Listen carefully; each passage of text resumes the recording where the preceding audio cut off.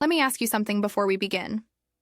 What would you do if the smallest bill in your wallet ended up changing 2 lives forever? Because the night a homeless man handed me his last $5, I didn't just lose my breath. I lost everything I thought I understood about success, money, and control. And here's the part no one believes at first. That single, crumpled $5 bill is the reason both of us became millionaires. But not in the way you think. Not through luck. Not through charity. And definitely not through some feel-good miracle story. Something far darker and far more powerful happened that night. Stay with me, because if you've ever felt like your life was perfectly built, yet one moment away from collapse, this story is going to hit you hard. Before I continue, subscribe, like, and share this video with someone who believes small actions don't matter. By the end, you may never think that way again. Here's the first loop. I was 32 years old, vice president of development at a firm people whispered about like it was a secret password. Penthouse, private elevator, linen sheets that smelled like eucalyptus and airports. On paper, I was untouchable. But that night, under a chandelier worth more than most people's houses, my phone lit up, and my entire life quietly began to fall apart. I didn't know it yet, but the version of me standing there was already finished. And the only person who saw it coming was a man sleeping on cardboard outside my building. Here's the second loop. That $5 bill? It wasn't charity. It wasn't pity. It was a test, one I didn't realize I was failing in real time. Because minutes after he placed it in my hand, I would receive a call that would cost me my job, my reputation, and nearly my sanity. And weeks later, that same homeless man would sit across from me at a polished conference table while people in suits waited for him to speak. I'm not exaggerating. I'm not skipping steps, and I promise you, what happened in between is the reason this story matters. If you think this is just another rags to riches tale, stay, because the truth is far more uncomfortable. This is about power shifting quietly, about money revealing who people really are, and about how the smallest act of dignity can expose the biggest lies in a room. Subscribe now, because stories like this don't get told honestly very often. Like if you believe timing is everything. Share this with someone who needs proof that one moment can rewrite a life. Because next, I'm going to tell you why that $5 terrified me, and why, to this day, I still keep it locked away. Let's begin. Revealed: how a homeless man's last $5 saved my life and made us both millionaires. There are moments when your life narrows to a single image: the glitter of a chandelier, a phone screen lighting a face, a $5 bill folded into someone's hand. Mine narrowed to all three on the same night, and none of them belonged where they were supposed to. I was 32, vice president of development at a firm whose name people said like a password. I had a penthouse that smelled faintly of eucalyptus, and the kind of linen that only people who travel for work buy. I had earned everything visible about that life by saying yes to extra flights, by rehearsing pitches until the words sounded inevitable, by treating my calendar like a ledger you could balance with grit. My mother called my address the showpiece when she wanted me to feel guilty. My sister Sophia called it the expected donation when she wanted new curtains. If you like stories about boundaries, quiet victories, and the occasional corporate smackdown, subscribe and stick around. This is one of those. 2 months before the wedding, 2 months before a room full of relatives learned how much power they thought they had over me, I met Eli. He was sitting on the steps outside a diner that claimed to be open 24 hours but was not. It had been raining enough that the city smelled like wet pavement and fried food. I had my hand in my coat pocket, running a list of wedding logistics in my head the way you run a countdown. The penthouse was supposed to be my answer to 1,000 small silences I had carried at family dinners. The way my father's eyes slid past me to Sophia, the way my mother described my apartment as more space than our family needs. My penthouse had become, absurdly, everybody's ledger. They were counting on me the way accountants count envelopes. Eli looked up when I nudged past the stairs, and for a second he looked like a photograph, someone made smaller by circumstances, but not small in himself. He had a paper cup with a coffee ring already stained into the corrugated sleeve. His jacket had once been navy. Now it had the kind of color that belonged to other people's memories. "Excuse me," he said. It was not the voice of a man begging for time or pity. It was the voice of someone who had practiced asking for something ordinary and been neglected so often he had to invent the word please again. "Do you have any?" He stopped. He looked at my coat as if my pockets might be an archive of all the hearths he'd missed. I have never been good at looking away. I also never carry cash. But the universe has a taste for irony. I fished, not because I wanted him to owe me anything, but because the idea of walking past him felt wrong in the way only small cruelties feel wrong. I handed him a $5 bill. It was all I had in my wallet because my day had been composed of a long string of credit card receipts and a coffee I had paid with a corporate card. "This is more than you should ever need to feel human," I said, meaning only that if there was a ritual small enough to insist on dignity, it was to hand someone a currency and meet them at eye level. He took it like it changed him and didn't change him. He folded it and tucked it into the inside of his jacket, then did something no part of me expected. He handed me a scrap of paper.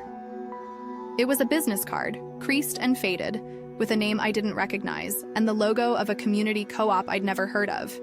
He said, "If you ever want to see how $5 can turn into more than a day's hot coffee, call me, not asking for a favor.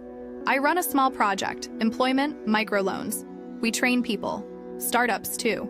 You sound like you build things. If you ever wanted to build something that wasn't for shareholders, my card's got crumbs and bad coffee on it, but it works." It was such a strange thing to say that I laughed.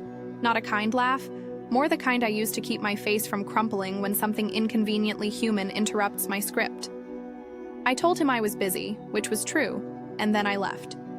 That $5 lodged in my head anyway. It wasn't a new idea. I had volunteered on a board in college. I'd taught a workshop once on fundraising. But Eli's card was the first time in a long time somebody had spoken to me without a ledger in his eyes. He didn't look at my shoes and decide what I owed him.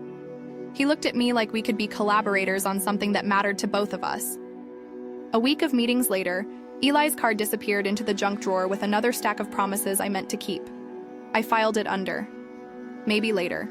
I told myself the world is always handing out storylines like that. Maybe laters are how we avoid more complicated obligations. But the image of him folding that bill and tucking it into his jacket kept returning. He was human enough that I could not reduce him to a plot device. He was cautious enough to insist on dignity. He was small in one register and enormous in another. It's ridiculous to say that a single currency unit had power. But sometimes single units are the seeds of more complicated math. The wedding was supposed to be a different kind of arithmetic. My parents had set the date in their calendar like a transaction. Sophia had planned everything about her wedding with the assurance only favored children get, the kind that suggests the rest of the family exists to make a backdrop for her happiness. Brian, her husband-to-be, had the sort of charm that ensured boardroom generosity and social ease. They were hosting the reception at a ballroom that was more marble than warmth, where the chandeliers threw light like people throwing their best. Behind the scenes, the argument had been subtle and then not subtle at all.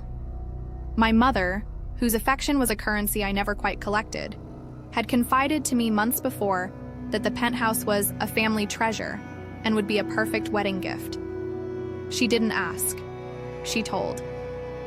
That is the moment you realize the difference between a favor and an expectation. A favor is a choice. An expectation is an account with your name on it. I said no. I remember that the first person to visibly recoil was my father. He stood for a fraction too long in the doorway of my office when I told him, like someone trying to decide whether to close a business because of a single client. "Madison," he said, as if the name were a negotiation. "Think of family." "You think I didn't?" I answered. I had paid for my mother's surgery. I had supported Sophia through grad school. I had done the math. This penthouse was my hedge against all the family situations that came with parental smiles. Saying no meant I would be accountable to myself in a way I'd never had to be. It meant I would stop being the convenient reservoir of goodwill for other people's expectations. On the surface, the wedding was an exercise in choreography. Paper programs, the soft thud of tuxedoed feet on marble, champagne settling into crystal like confessions. Underneath, it was a pressure cooker. A few close friends texted me nervous little fire emoji messages. My assistant kept asking if I wanted to leave. I kept saying no because I had rehearsed this reaction more than they had rehearsed their requests. I believed the word no would be enough, like a legal clause you place over a property. They announced the family presentation between cake and dancing. I knew what was coming. My mother does her theatrics well, but I did not expect an ambush. Sophia rose with the microphone like a diplomat announcing a new alliance. The band quieted. The room leaned in the way large rooms do when someone is about to make an easy gesture that will be applauded. Sophia smiled that slow, practiced smile that had taken the family's attention like a tide pulling a raft. "And now," she said, "on behalf of our family, we'd like to announce a gift to new beginnings. The penthouse, Maddie's penthouse. It will be a true symbol of our love." There it was. The setup, the reveal, the entire room primed to accept the narrative that I had sacrificed. Somebody in the second row laughed politely. An aunt dabbed at her eye. My father's chest expanded like someone who had just been given the last word at a shareholders meeting. I did something in that moment that surprised me. I stood. "Excuse me," I said. I didn't have a plan. I had something simpler. Oxygen, a steady voice, a refusal that had acquired muscle over 2 years of being taken for granted. "No, that is not a gift." The microphone felt hot in my hand because I had taken it. I did not let the speaker finish the kind of sentence that gets translated in families as, "she's being dramatic." I said words, not slogans. I said, "It is mine. I bought it with my labor. I'm not comfortable turning over my home." There was a short silence, thin, surprised, as if the room had been expecting a well-signed check rather than an answer. Then the live stream icon on someone's phone flashed from red to live. One of the waiters, looking guilty in a black vest, had set his phone toward the cake, the band, the whole tableau. Someone else switched theirs on. People love to watch a moment where the magical ledger of social standing finally flips. Sophia's smile dropped into confusion. "Maddie, you can't be serious." The chair behind her scraped. My father's smile hardened into a business proposition. "We're only asking you to be reasonable," he said, an additive phrase that always means you will be punished if you do not comply. If you've ever felt invisible in a family, you know the precise weight of that moment. A room full of people leaning on the assumption that the person they have pushed to the edge will step back. I had been practicing stepping back for years. For once, I wanted to see what would happen if I didn't. My refusal became the kind of thing that grows teeth once it's heard on streaming devices. The live viewership climbed, a slow trickle at first, then a number flickering like a scoreboard. I felt every second of it. I am not immune to the theater of public shame, but I am immune to the idea of being erased for convenience. Sophia moved toward me like she meant to be merciful. Her hand was steady. But it is one thing to say hurtful things from a platform filled with grace notes and another to make them tactile. Her hand landed across my face with a sound that lived in the room like someone dropping a glass. The world turned into a picture that would be replayed and captioned and watched on loop. The flash of a chandelier, a ruby earring that had belonged to my grandmother sliding off my ear and skittering on the marble, my cheek heating in a way that had nothing to do with the room temperature. There are very specific physical memories of being struck. The scent of the florals, the way the floor looked too bright, the small, relentless irritation of your makeup. I remember thinking, with brutal clarity, that whatever else happened, I would not hand over my home because someone had decided violence was an acceptable method of persuasion. Everyone leaned forward, the live feed ticked up into the thousands. Comments started to pour in, some of them shaded like arrows, some of them empathetic. Someone posted a clip with the caption, "When family drama goes corporate." My phone vibrated like a small, angry insect in my purse. One of my mentors texted, "Stay calm, don't engage, record everything." My assistant called 6 times and left 3 voicemails. I let them sit. I did not raise my voice. That was partly muscle memory and partly a calculation. Rage is audible and attractive. Calm is combustible in its own quiet way. I left the room on purpose. Walking out felt like expending fewer calories than staying and screaming. I put my coat on, buttoned it, and said to no one the words I had already sifted. "I will not give you my home." Outside, the air hit me like a revelation. The city had a blur of taxi lights and the soft roar of other people's lives continuing unremarkably. My phone screen shimmered with incoming shares. The live feed was now 1,000 strong, then 5,000, then a number that looks anonymous and enormous. There was a woman outside the door sobbing into a napkin. A gentleman I worked with once for a grant stood with his phone out, jaw clenched, as if he had to choose whether to be my witness or to perform neutrality. I felt like an animal that had been given back its own name. Someone from the reception followed me, breathless and apologetic. "Madison, we can call security." "You can do that?" I said. I did not sound like pity. I felt very small and very enormous at the same time. "I'll be staying here tonight." My assistant finally reached me. "There are calls coming in. You should see—" "Not now," I said. The word no had become a hinge in my life. A week later, the clip would be everywhere. But in the moment that counted, that first cold night after the slap, I stood on the sidewalk and watched my notifications glitter into being. There was a rhythm to it, like a pulse. First friends, then strangers, then people who had no business in my life but had plenty of devices. A hashtag began to appear. People who had never met me declared themselves Team Madison or Team Family First.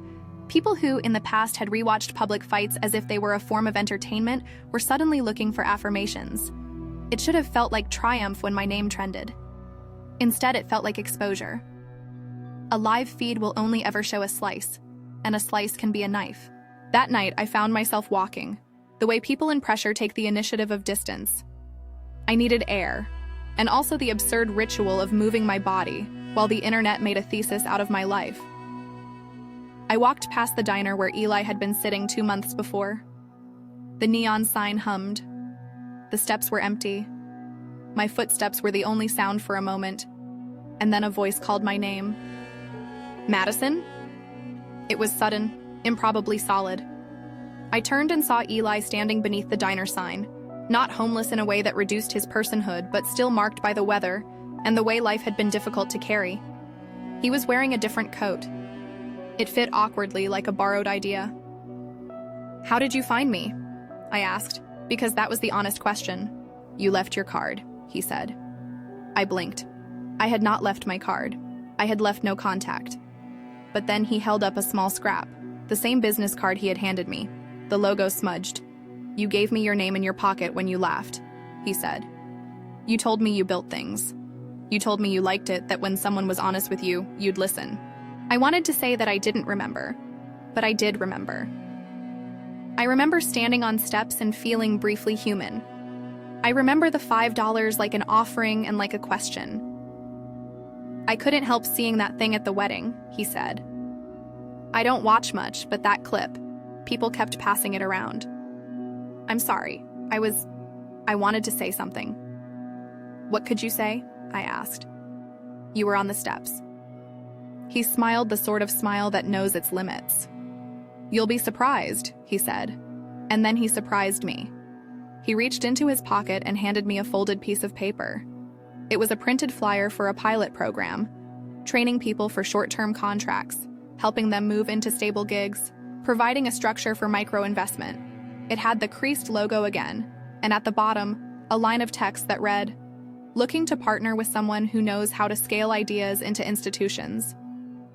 I laughed then, an odd sound that was half disbelief and half the kind of relief someone feels when the path out of an ugly room becomes visible. "You're asking me to help you?" I said. The idea seemed too simple and too reckless all at once. Eli's hand was steady. "You gave me $5, and kid you not, I paid for a coffee and a copy of a magazine that had a program on cooperative structures. It stuck with me. I started something on a bench with a borrowed laptop. We've got a dozen people who've gone through the program and 3 who are now doing enough to pay rent. We're small. We're messy. We're honest. I don't have corporate connections. I have grit and a roster of people who know how to show up. I thought, maybe you could help us make something that lasts." There was an immediacy to what he was proposing that both invited responsibility and offered possibility. He wasn't asking for a handout. He was asking for a collaborator. The text of it, "Make something that lasts," stayed with me because I had spent my career building things that lasted only as long as the next quarterly report. What would it mean to scale not just to profit, but to purpose? I did not agree to anything that night. I agreed to a meeting at a community center the following week. I kept the flyer in my wallet because the world had a habit of making the absurd into the obvious, and because the homeless man's last $5, his act of trust, the way he had treated me like a potential ally rather than an ATM, felt like an invitation to a different ledger. I tell you all of this because narratives like mine are messy. You do not go from a $5 bill to a founding round. You do not step out of a family ambush and into instant vindication. But you do make choices. You do register a refusal. You notice people who do not fit clean categories. And sometimes, if you are stubborn and strategic enough, those notices compound. After the slap, after the earrings skittered across marble, after the world opened a dozen phones and decided to make a thesis out of my family's inability to keep boundaries, I went home to an apartment I refused to hand over. I called a lawyer, more out of habit than an expectation of anything dramatic. I posted a short message on one platform that read simply, "My home is mine." The comments were predictable, the takes were performative, the DMs were a mix of counsel and venom. And then the phone began to ring with numbers I did not recognize. There are moments in your life that feel like dividing lines, but they are really seams. This was a seam, public humiliation stitched to private resolve, family entitlement sewn to corporate language. The live stream's audience went up and up. Friends texted offers of quiet couches and spare rooms. A former colleague sent a note that read, "I'm here." All of us began to rearrange our accounts. I sat on the sofa that night with Eli's flyer beside me and the $5 bill image like a pulse. I thought about leverage. How in corporate life you build safety through structure, shareholder agreements, vesting schedules, rights of first refusal. My brain, trained on clauses and equity, wanted to translate the family problem into a document. The family's ask was not a problem to be solved with emotion. It was a structural risk to be mitigated. In the morning, before the story had fully metastasized into op-eds and think pieces, I opened my laptop and wrote down everything. The date, the people in the room, the exact phrasing my father had used. I drafted a simple email to my legal counsel, not asking for miracles, simply noting the public nature of the incident and requesting that we preserve all evidence. In corporate language, document, preserve, prepare.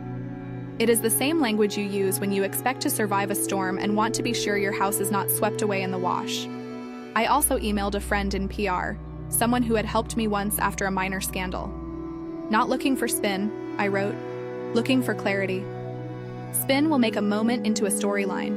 Clarity gives you options. By midday, the clip had been sliced and refashioned into a dozen versions. One had a bold caption that read, "Sister slaps sister over penthouse." Another had a softer frame, "Daughter takes a stand." There were caricatures, generous narratives, commentators who turned my privacy into a currency for attention.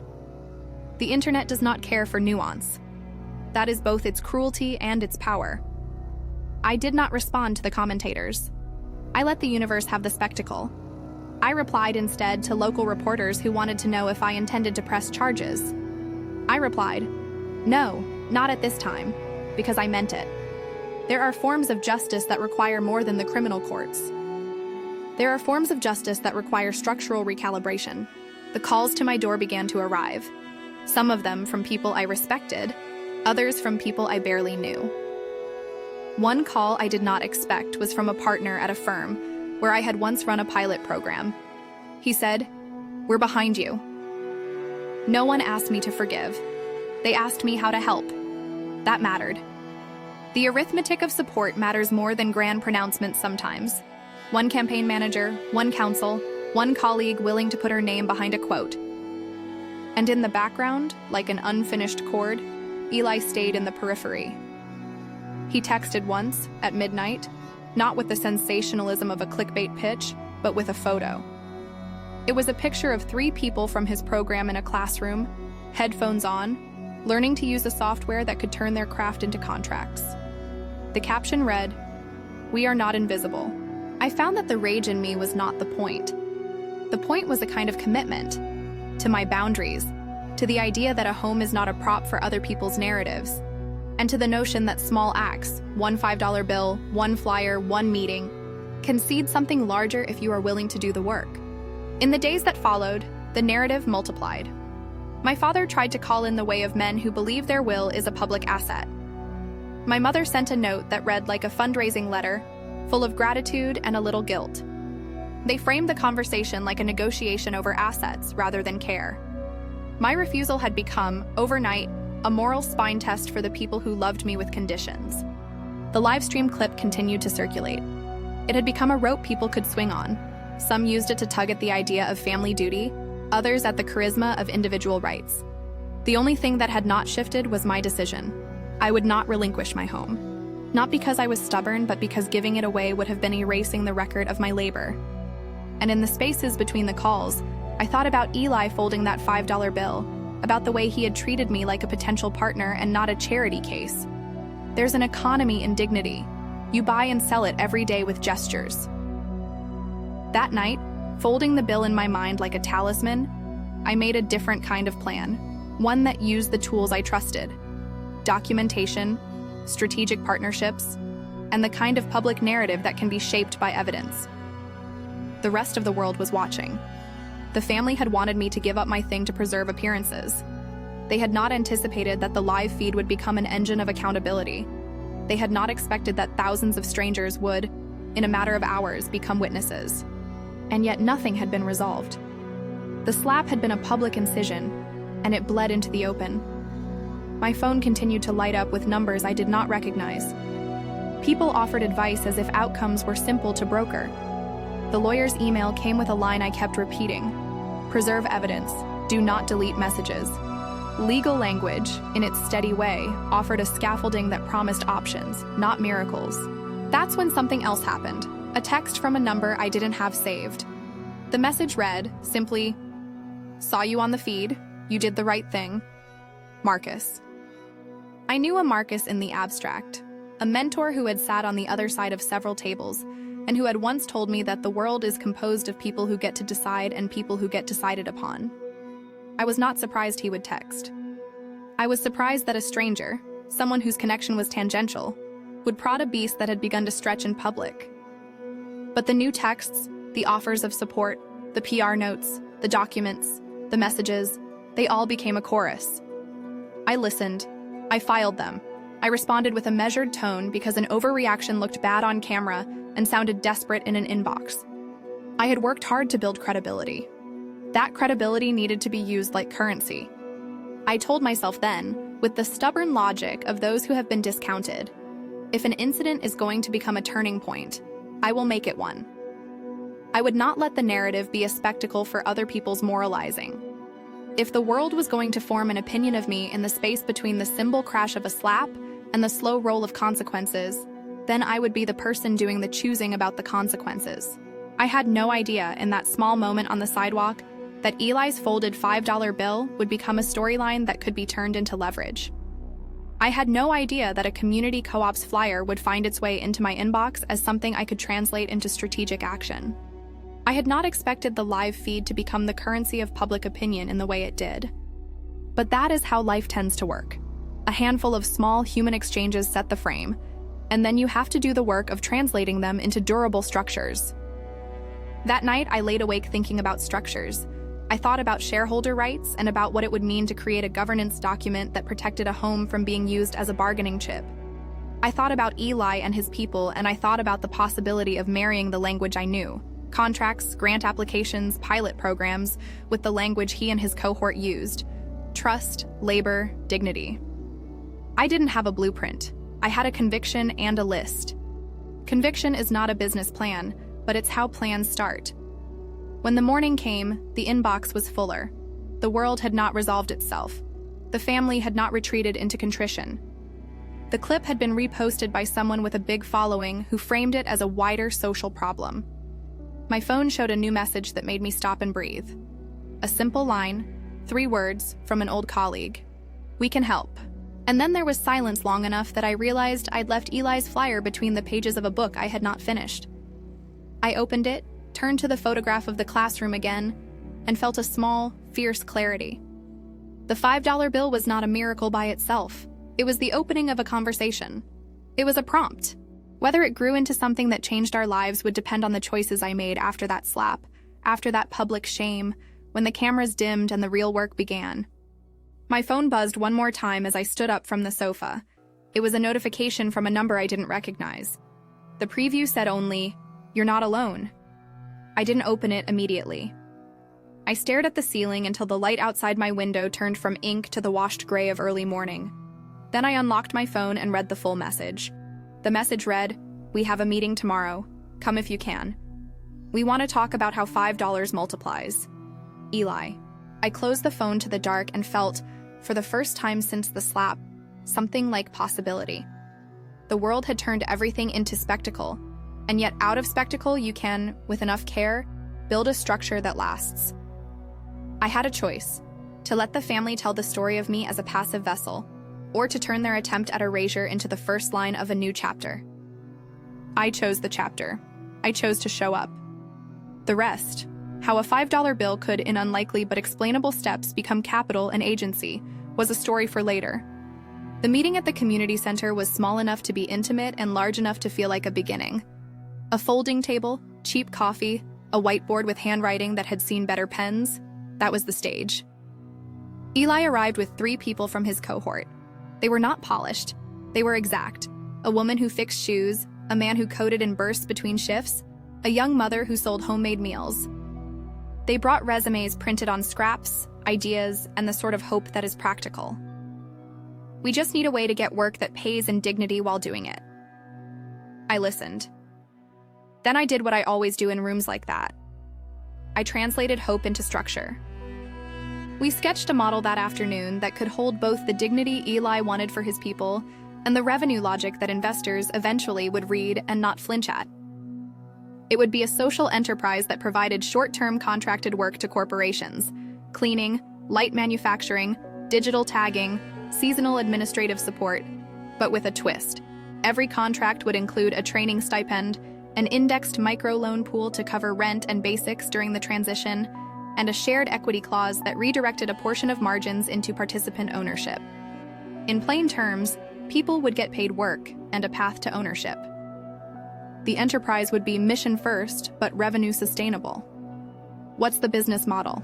asked Jamal, the coder, because you could always tell who had been in the room of spreadsheets. "Contract labor with embedded upskilling," I said. "We sell reliability and a verified workforce. We stack contracts so we can offer continuity. We mix fee-for-service with a small subscription for training access. We measure retention and create a revenue share to seed participant equity." Eli smiled like he'd been waiting his whole life to hear someone speak that language. "Okay," he said. "That sounds like a thing people would hire." We left that night with a list. Pilot partners, a draft budget, names of 3 people who would be first in cohort 1. I wrote the list in the Notes app on my phone like a ledger, because old habits die slowly. Then I did the other work that actually scares people who like the romance of activism, but not the deadlines. I turned the sketch into a deck. I translated trauma into traction. I built an ask that made sense to a CSR manager and to an impact investor. I built a cap table that reserved 20% for participants with a vesting schedule tied to income stability and tenure. I wrote a governance structure that made sure participants had a board seat and veto rights on program design. I used language I knew how to use: metrics, risk mitigation, piloting stages, scale vector. I also did a thing that felt oddly personal and very corporate. I set up legal protections for my own home. I engaged counsel, who specialized in both family law and corporate structure. We created a record. We registered correspondence. We drafted a compact that made it very clear to anyone who wanted to treat my home like a line item in a family ledger that legal friction would follow any attempt to transfer ownership without my consent. Clause language is not glamorous. It is a shield that buys you time and options. It buys you leverage. And leverage is what I understood. Within a week, the pilot had its first small victory. A regional events company whose founder I knew from a grant program agreed to contract 10 people from our program for a 3-month run of venue staffing. It was not sexy. It was the kind of deal that pays bills and puts people on the schedule. They agreed to an evaluation metric, attendance rates, time to pay, retention, and to share a modest portion of premium pay into the equity pool. And then something unexpected, but not entirely surprising, happened. The clip from the wedding made a second life beyond the usual chatter. An impact-focused journalist posted a thread about the moment the world sees people differently. about how family power and public vulnerability can collide in a moment that forces a public to choose a side. The thread included a link to a profile on community co-ops. People started connecting the dots: a woman who refused to be erased, and a small project trying to turn $5 into something that sustained people. The narrative framed us as a problem and a potential solution at the same time. Marcus called 3 days later. He said he'd watched the clip and that he'd already spoken to a friend who worked in corporate social responsibility. He asked, "Do you want an introduction?" He also said something else in a way that was more useful than flattery. Don't let them gaslight you into pity or shame.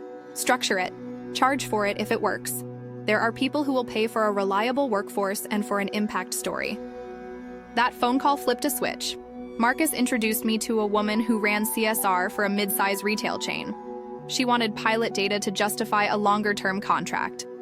I made a short presentation, one that emphasized not charity, but reliability, not pity, but performance metrics. We won the pilot. I negotiated a clause that gave the enterprise a pathway to scale, a guarantee of contracted hours if performance hit targets. It was not glamour. It was revenue. When the pilots began to show results, attendance rates above benchmarks, clients who noted the steadiness and the extra care that our teams brought to tasks, we did something I had learned in corporate life but had rarely done in activism. We converted the pilot into a paid contract with a service-level agreement. We demanded fair payment and set retention incentives that rewarded the workers directly. We created a payroll system that allowed participants to be salaried and to accrue contributions to their equity pool. As we grew, the narrative around the wedding clip followed like a tide. People liked the idea that a cheap viral moment could produce accountability and opportunity. Donors who had initially offered one-off money started to ask about sustainability. An angel investor who read a profile about the program reached out with a small convertible note. He wasn't a philanthropist. He wanted a return, but he also liked the governance model that put participants on the board.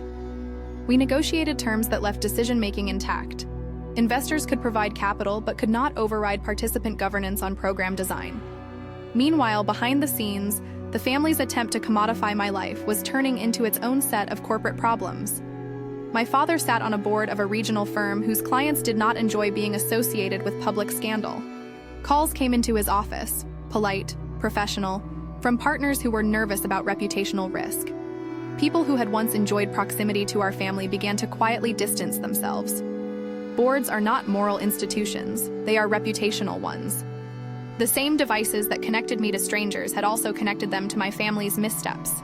That was leverage, too. Not my leverage at first, but leverage nevertheless. Marcus and a counsel he recommended drafted a letter that did 3 things. It publicly named the facts as they were, requested that our home not be used as a bargaining chip, and put the board on notice that any attempt to retitle a privately owned asset could result in legal action that would not be private. It was blunt and effective. The family, who had counted on performative sacrifice, now had something they'd not calculated: professional consequence. The legal shield bought me time, and the market turned into our partner. Companies began to value the narrative we had created: a tested workforce, a story of dignity, a transparent governance model. Word of mouth brought more clients with larger contracts. Each contract allowed us to hire more trainers, pay stipends, and increase the equity pool. The people in Eli's program began to move from one-off gigs to steady work and, crucially, to ownership stakes that vested over 2 to 5 years. Eli became a leader in the way people who have lived a problem and then designed an answer become leaders. Quietly, insistently, with fierce attention to who gets to speak in meetings. He learned to read term sheets. He learned to ask for clauses that mattered: protections for participant time, stipends for childcare during training, transportation reimbursements. He was practical about equity because he had seen what happens when you promise ownership and don't give the tools to keep it. There were setbacks. A major client paused a contract after press inquiries demanded background. A donor recalibrated after a bad quarter. A subcontractor failed to meet standards and cost us money. We adjusted. We learned that scaling impact requires the same discipline as scaling revenue: quality control, data tracking, honest forecasting. We hired a COO, someone who had built operations at a social enterprise before, and she tightened up our payroll and reporting. We formed partnerships with community banks to manage the microloan pool, and we created transparent repayment terms to avoid predatory cycles. Months moved. We ran cohorts. People found work. A few participants moved into stable apartments. One woman from cohort 2 saved enough to pay for her own appliance repair without a loan. The wins were small and real. They accumulated. Publicly, the wedding clip continued to recirculate in different frames. Some commentaries branded me as hero. Some criticized the spectacle. I let the noise wash over. The thing that began to matter was not the moment of violence, but the choices that followed. The legal record I kept, the pilots I executed, the contracts I signed, the governance I insisted upon. I was not rescued. I built. Then, the moment that changes a company's life came, an acquisition chatter. An established national corporation with a CSR arm saw our model as a fast track for meeting their social metrics and their operational needs. A way to staff temporary retail surges with trained crews who already understood standards.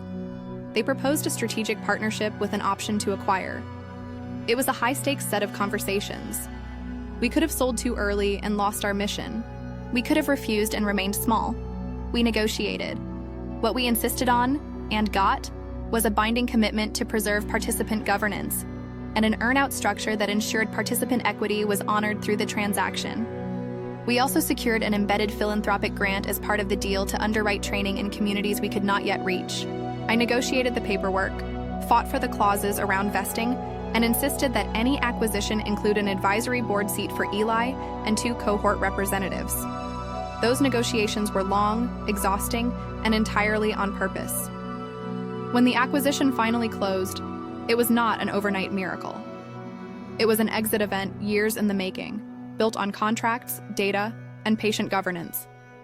The liquidity event created an outcome that meant, in plain terms, both Eli and I had financial security that transformed our options. We used the proceeds to repurchase shares where it made sense, to endow a fund for participant emergency needs, and to scale the program to new cities. It felt surreal and also exactly like math. Revenue plus governance plus disciplined negotiation equaled opportunity. A lot of people want a quick line that reads like a fairy tale. A $5 bill buys a slice of the American dream. That is not what happened.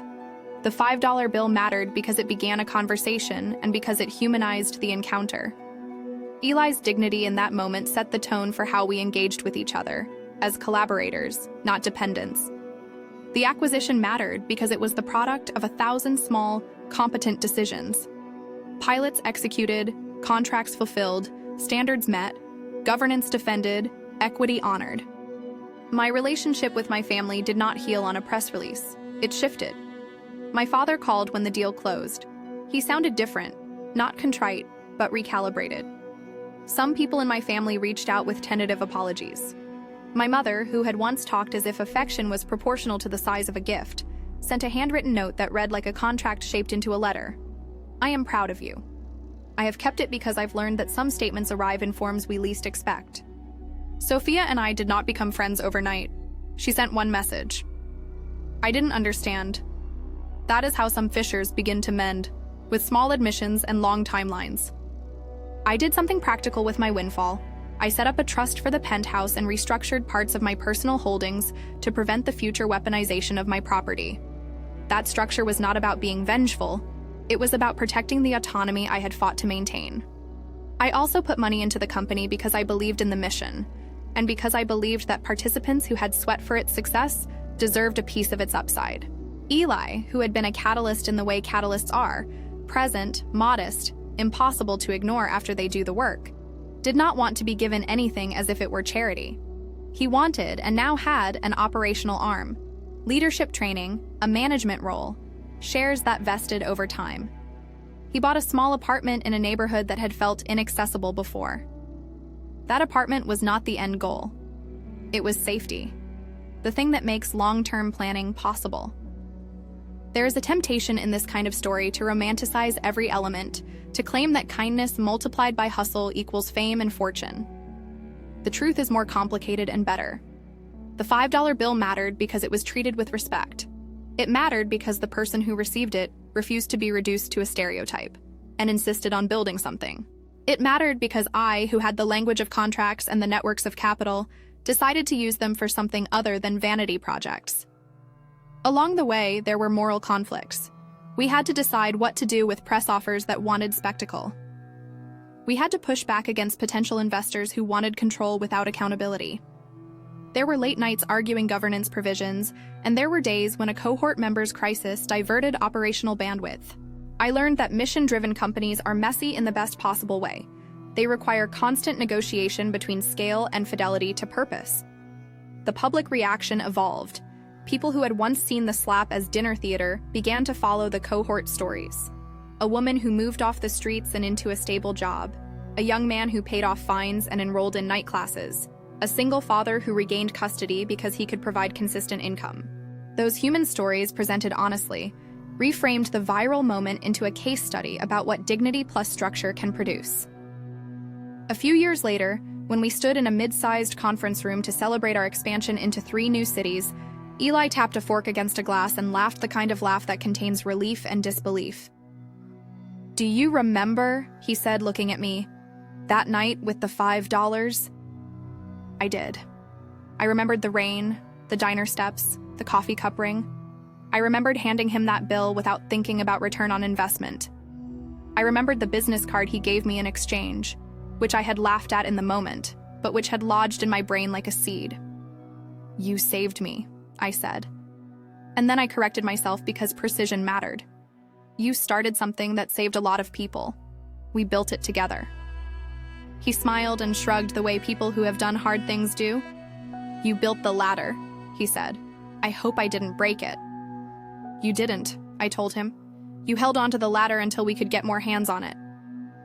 I tell this entire arc, the slap, the live stream, the $5 bill, the governance, the pilots, the acquisition, not as a parable of easy redemption, but as a stubborn rehearsal in leverage, legal leverage, social leverage, and the often overlooked leverage of dignity. Each of those things helped protect the life I had worked for and to build a structure that could lift others. I am not a fan of moral certainty. I do not believe that generosity is a ledger with guaranteed returns. I do, however, believe that when you combine strategic competence with small acts of human decency, you create openings that did not exist before. The $5 was not a magic key. It was an invitation to a different conversation, one that required work to become a pathway. If there is a practical note in this that matters beyond the feel-good of the narrative, it is this. Protections are practical. Contracts protect people who can be weaponized by relationships. Governance democratizes power when it is enforced. Pilot data convinces skeptical buyers more decisively than emotional pleas. And dignity, insisting on it for partners and for participants, creates relationships that are durable because people want to keep them. The family did not vanish. They learned a lesson in reputational costs the hard way. My relationship with them changed from unconditional expectation to conditional engagement. I chose to protect my boundaries and to define my relationship on terms that felt humane to me. I also chose to build a chosen family, colleagues who held board seats, cohort members who shaped program design, mentors who told me the truth when it hurt. People sometimes ask me, could the same have happened without the viral moment? Maybe. But the viral moment accelerated things the way bright light accelerates a plant's growth. It focused attention and moved resources faster than our small pilots otherwise would have. It also put pressure on my family in a public way that forced institutions, clients, boards, to make a choice. That choice created consequences, and consequences created the space for me to act with leverage. I made sure that when that space opened, I had the language, the documents, and the structure to fill it with something that mattered. A last disorienting truth. Money stopped being the main story once it existed. When our participants had stable income and equity, the conversation shifted from pity to possibility.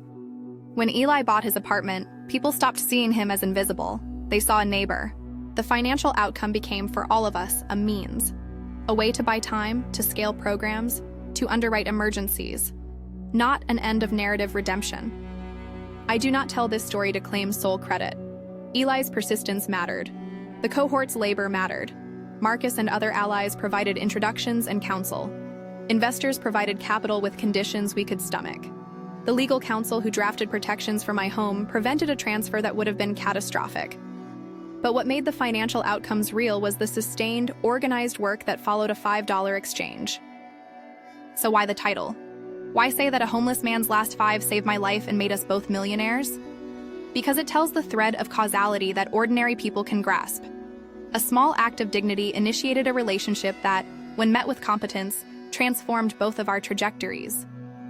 The Millionaires line is shorthand for financial outcome after years of work and negotiation. It is not a promise of instant wealth to anyone who hands cash to a stranger. It is, however, the honest arc of what can happen when empathy meets structure, when someone gives $5 and someone else leverages their skills to translate that moment into a sustainable enterprise. If you took away one thing from this story, I hope it is this. Small acts have power, but that power only becomes structural when someone shows up with the tools to build. Kindness without follow-through can be a moment. Kindness plus systemic competence can create institutions. And in a world where power often masquerades as generosity, insist on structures that protect people's dignity and their stake in the work they do. Before I go, a practical footnote. This is a dramatized retelling inspired by events and by the kinds of choices people make at the intersection of public spectacle and private action. Some scenes have been condensed and timelines are telescoped for narrative clarity.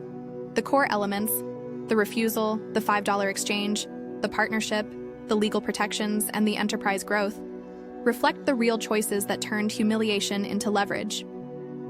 The rest is faithful to what matters most: agency, structure, and the hard work of building something lasting. If this story matters to you, share it with someone who needs permission to protect their peace and to translate small acts into structural change. And tell me in the comments, would you have held your ground or would you have given in? I want to know which side you're on.